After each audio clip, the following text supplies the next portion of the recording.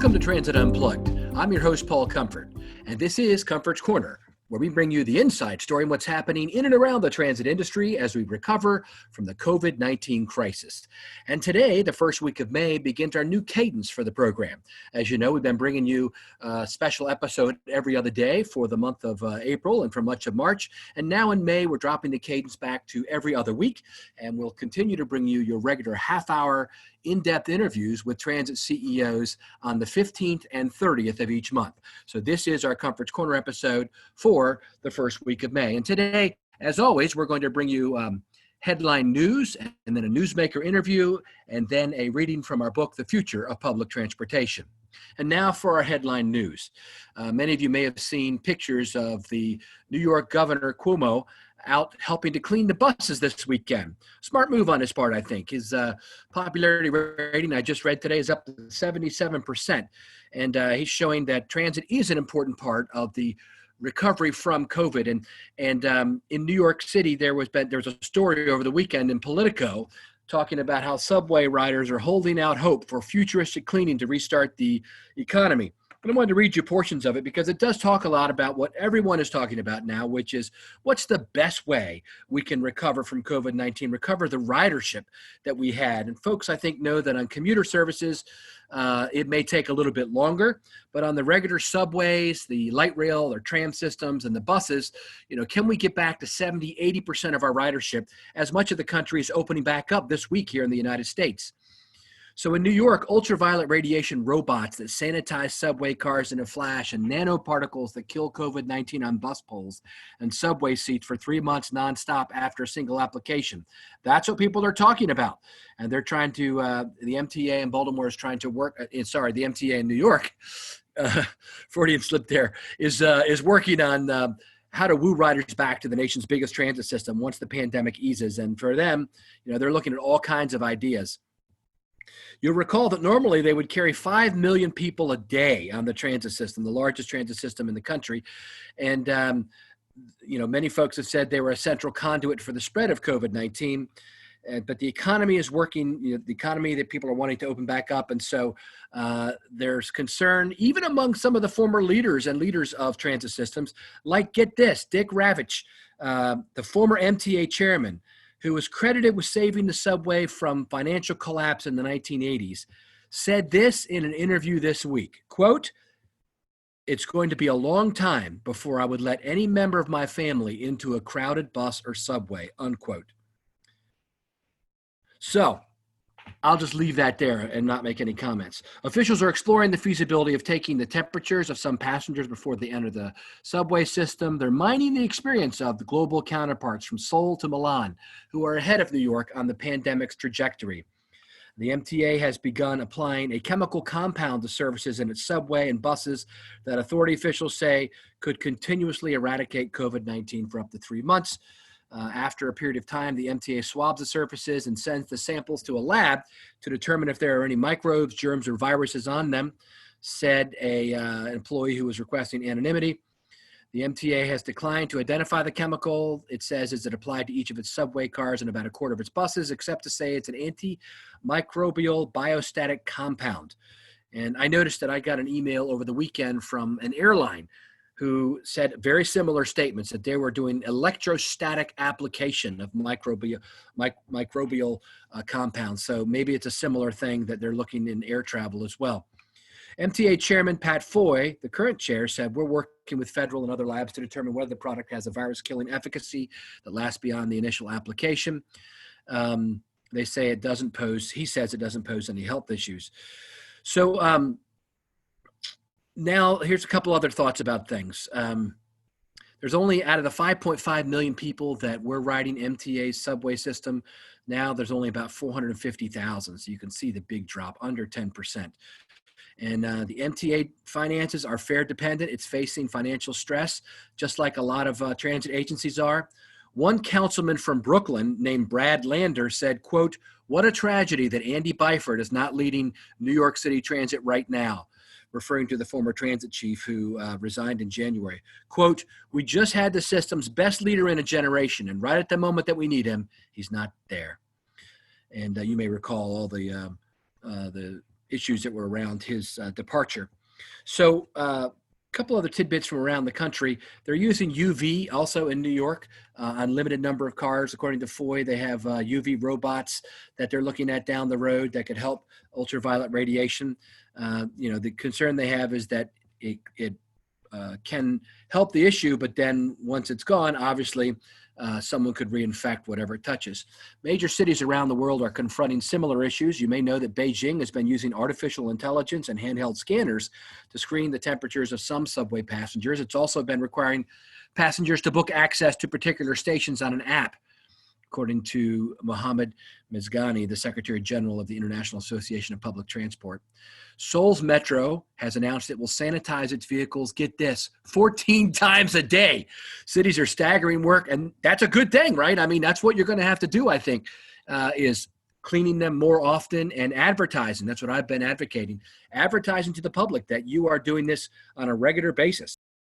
Also, get this, Milan is marking circles on its subway and bus floors to show riders how to stand at a safe distance from each other. Where they can stand, where they can, systems are trying to increase train and bus frequency to increase capacity and reduce crowding. France and Italy have both mandated social distancing on their transit systems, but it doesn't seem it's that feasible. Again, the head of our International Association of Public Transport says, I would say social distancing and mass transportation are not compatible. So interesting. In other news, a major transit system in Quebec, STL, is stepping up its bus service on May 9th in order to handle the gradual reopening of the economy. The bus service will be improved during the morning rush hour, and bus frequency will be increased throughout the day. They're hoping to provide the local residents with safe service adapted to their needs. And so they are starting to ramp up, and I'm starting to hear that around the industry. The systems are ramping up, and places like NJT, New Jersey Transit, are starting to make more testing available for its employees.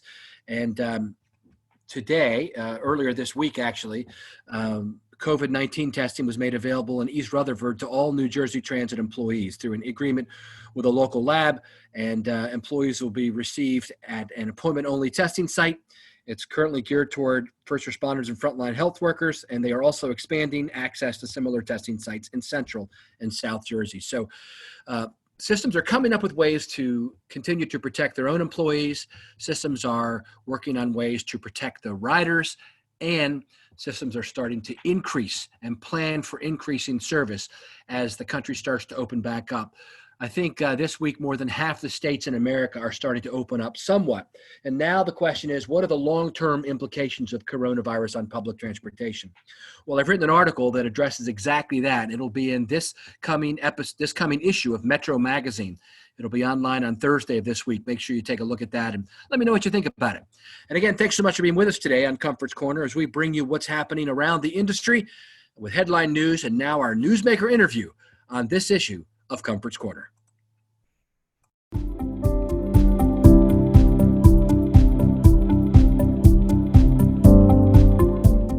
Thank you for being with us today on Comfort's Corner, part of Transit Unplugged. Our guest today on the newsmaker line is Josipa Petrunic, who is President and CEO of the Canadian Urban Transit Research and Innovation Consortium, CUTRIC.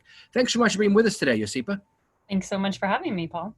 So you're one of the people, I think, who can talk as fast as me, maybe even faster. So I'm very excited for today's show. Always up for the competition. Yeah, there you go. So tell us a little bit about your organization and your role there. Sure. So CUTRIC is, as you said, an urban transit research and innovation consortium. And basically what we do is technology innovation for transit and public fleets. That's all we do. So we focus on low carbon smart mobility technology demonstration projects that create new intellectual property, new hardware, new software, new jobs around low carbon tech. And really the goal is to make transit and public fleets faster, cleaner, greener, and cheaper than single passenger cars ever could be through technology innovation. Very good. And what's your role been, and how have you been helping transit agencies respond to this COVID-19 crisis that's been a gut punch to ridership? Yeah, for sure. So, I mean, as an innovation consortium, we're not a general transit association. I mean, there's great associations out there like CUTA, APTA, OPTA, ATUC, all of them, and they represent transit. And as you know, a lot of them have been arguing to make transit whole with the loss of revenue from the fare box. But what CUTRIC does is just technology innovation. So our job is to think about how can we innovate and design technologies that can either solve the pandemic issue, address the pandemic issue, or better prepare us for a future that's even worse if there's an even worse pandemic or catastrophe situation. So what we're doing at CUTRIC is threefold.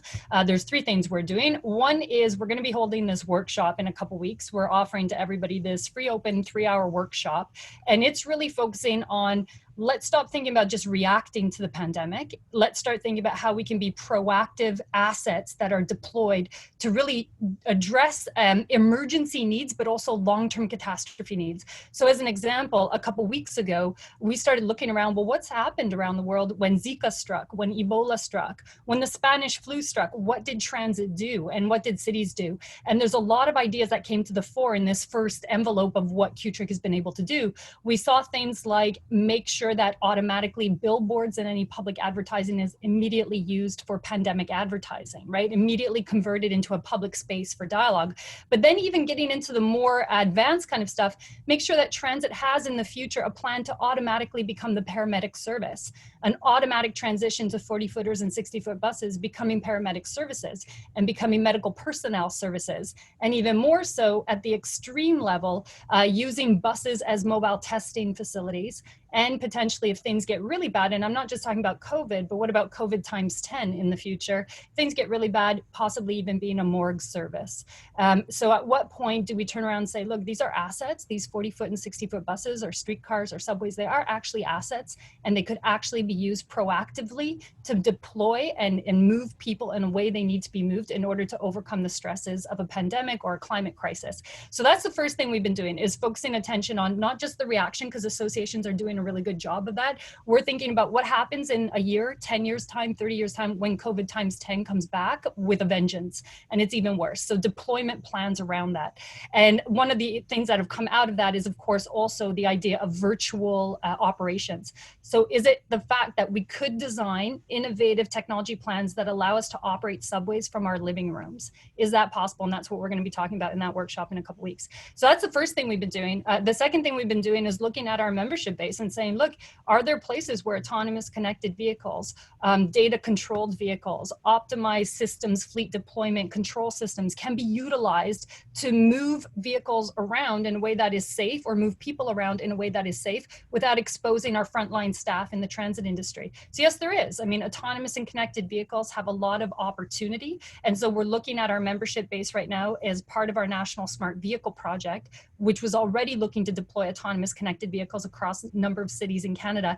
Is there a way that we can now put pandemic and catastrophe planning into that technology deployment, so that these vehicle systems are designed with communication standards so they can actually be deployed in pandemic scenarios? So those are the first two big things. And then the third big thing that we're doing in this situation is our job is to keep, climate crisis front and center, to keep the technology innovation front and center. So we've been working with the federal government right now, trying to get the right kind of funding financing package available to do a national joint procurement around electric and hydrogen fuel cell buses. Because when money is tight and fares are drying up, people are looking at cutbacks. And we want to figure out a way to make sure that electric buses and fuel cell buses and all that great green tech still gets out the door despite COVID, and possibly as one way to create new jobs of the future. I think that thank you. That's a mouthful, and that's a lot of work you guys are doing. Speaking about the climate and just pollution in general, it's been the first time in a long time that people around like Los Angeles and other cities around the world, Beijing, et cetera, say, hey, the air is clean. I can see the sky for the first time. And I think people are starting to see, hey, if we did cut back some on all this driving and maybe moved over toward clean buses, maybe we could have this for a longer term future. Yeah, for sure. And I think, when you take a look at electrified technology in particular, Usually it's not the environment motivating people. Whether it's electric cars or it's electric buses, it generally has not been the environment, to be honest. What really is motivating not just fleets, but also cities is the operational cost savings. Now, where we find the immediate pickup are in those cities that have zero emissions targets or climate action emergencies declared, because you know already politically you have a welcoming audience. But in reality, when you're looking at high cost, highly complex, and potentially risky systems integration of electric or hydrogen fuel cell buses or automated buses, it's really not the hug the panda situation that's going to drive that decision making at town council or municipal council. It's not environmentalism often. It is really about dollars and cents. And so in this COVID crisis and in this pandemic, people have looked around and said, look how clean the air can get.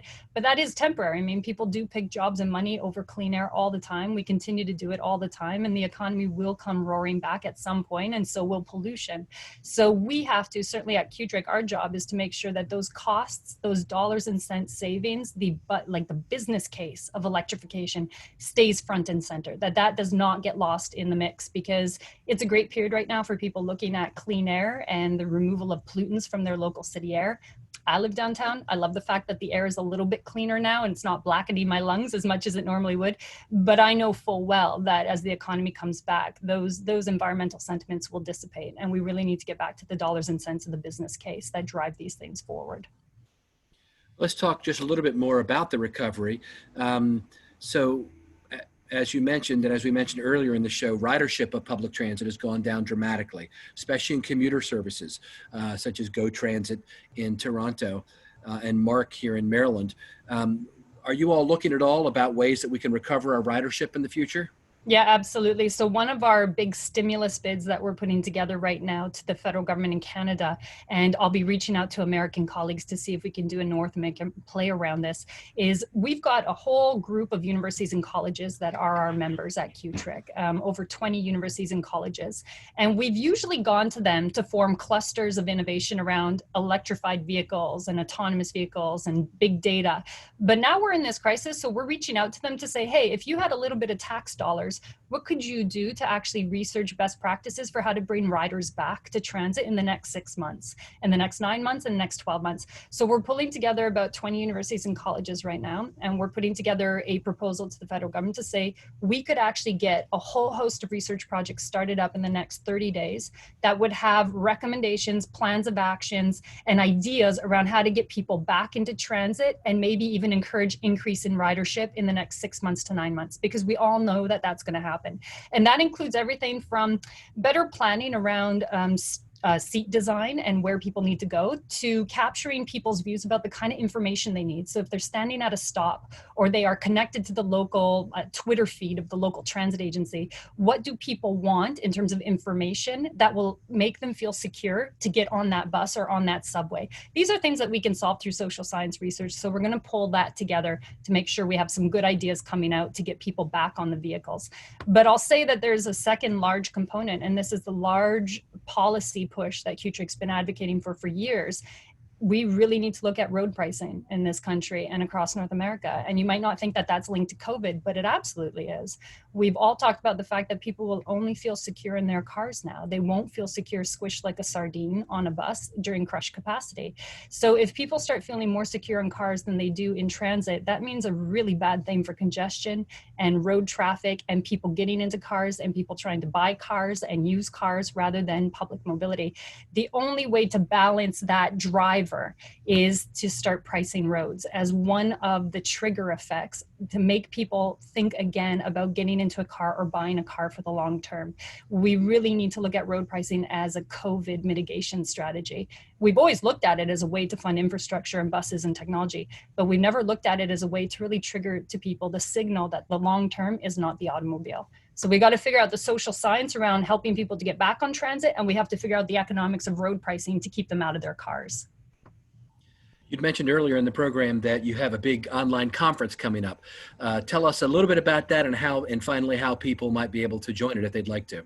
Yeah, absolutely. So we, like everybody, had our annual conference planned for this year. And all we do, as I said, is low carbon smart mobility. So our conference is only ever focused on electric busing, hydrogen fuel cell busing, autonomous shuttles, and now big data for data optimization.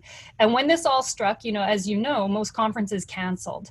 And my position is, look, we're an innovation consortium. If there's anybody who can innovate their way out of a pandemic, it better be us. Like, we better set the standard, because if we cancel and think it's too hard and sit down and cry, nobody will forgive us, and they shouldn't forgive us, because we're an innovation consortium. So we went on the hunt for how do we digitize it. And frankly, CUTRIC is already a very digital team. We're distributed across the country. We're a very tech savvy kind of team. So we digitized it, and it's now fully launched in fully virtual platform. And folks can come to our website, which is www.cutric-critique, which is the French acronym.org. It's very complicated website, so it's best if you just Google CUTRIC and you'll come up to it. And you'll see that the conference actually has more content than we would have had we had it in person. So we're seeing a lot more pickup. Sessions are all about getting to zero emissions with electric, getting to zero emissions with hydrogen fuel cell, getting to autonomous connected shuttles for first kilometer, last kilometer, or first mile, last mile, depending on what side of the 49th parallel you're on, and big data for data optimization, tracking and logging all buses to optimize routes for GHG reductions. That's coming up. June 17th to the 19th, and the early bird rate's still open, so we really encourage people to participate. And really, one of the reasons of virtualizing it was people around the world can now participate and not have to get in an airplane to do it. So we know that it's a new platform for a lot of folks, but we're an innovative industry, and transit needs to be on the cutting edge. So I strongly welcome people participating to show that they are part of the innovation solution. That's great. Josipa Petrunic, Executive Director and CEO of the Canadian Urban Transit Research and Innovation Consortium. Thank you so much for being with us today as our guest on Transit Unplugged. Thanks so much, Paul.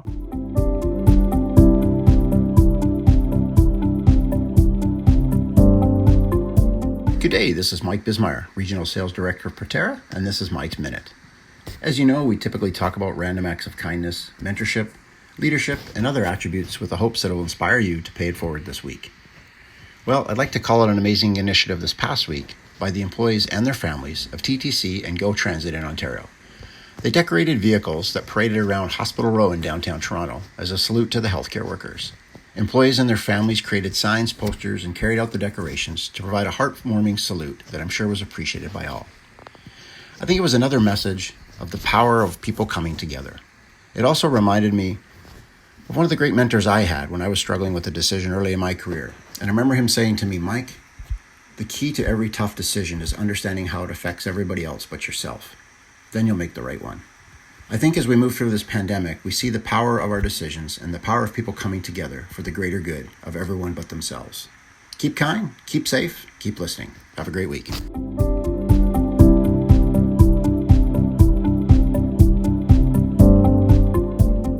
You've enjoyed the newsmaker interview and the headline news. And now we take a look at our book, The Future of Public Transportation. It's available online for purchase at Amazon and also at Barnes & Noble, both for electronic download on Amazon and softback copies. And people all over the world are sending me notes about how much they're enjoying the book, The Future of Public Transportation. They're taking the opportunity when this quote unquote downtime, although many of us are working harder than we ever have, but there is some of the downtime. You don't have all the driving back and forth to the office in most places, and they're trying to grow their knowledge base. And so they're taking a look at the future of public transportation in this book written by 40 of the world's leading experts on public transportation. Today, I'm going to be reading from chapter 41 by my good friend, Bakara Sanderson Malden, who is Director of Policy and Innovation at the New Orleans Regional Transit Authority.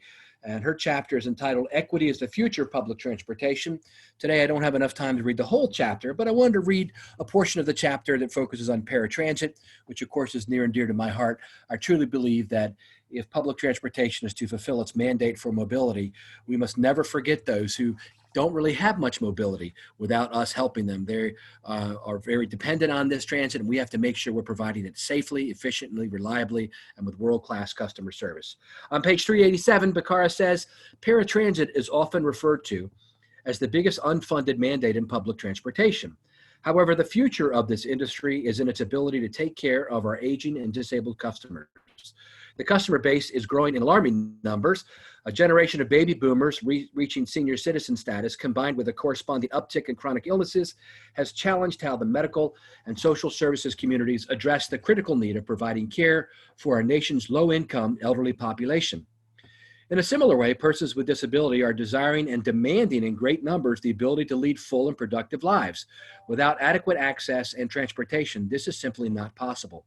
This crisis of sorts has greatly impacted by our industry's ability to design transportation networks that are accessible by both seniors and persons with disability. She says currently 3.6 million individuals do not access medical care because they experience transportation barriers. And that's from a study called Stanford Social Innovation from a few years ago. Nationwide, this is the third leading cause of missed appointments. Transit agencies have a great opportunity to serve this population in non-traditional ways, including brokering non-emergency medical transportation to access additional funding from sources outside of traditional FTA programs. She says, during my tenure as executive director at the Birmingham Regional Paratransit Consortium, we began to explore direct partnerships with medical providers to close the missed appointment gap. During that 6-month pilot period, missed appointments were reduced by 30%, and our overall ridership went up by 15%. Technology also plays a large role in providing access for seniors and persons with disabilities. Advances in demand response dispatching software will make traditional paratransit operations flow more like its microtransit counterparts, with shorter lead times and greater efficiency due to the advances in mapping. Technology makes it easier for families, social workers, and personal care attendants to assist with securing the transportation needed to get their loved one or patient where they need to go. The landscape is full of challenges, but also many emerging potential solutions and promising examples that lead us to believe that there is a bright future ahead for our seniors and customers with disabilities.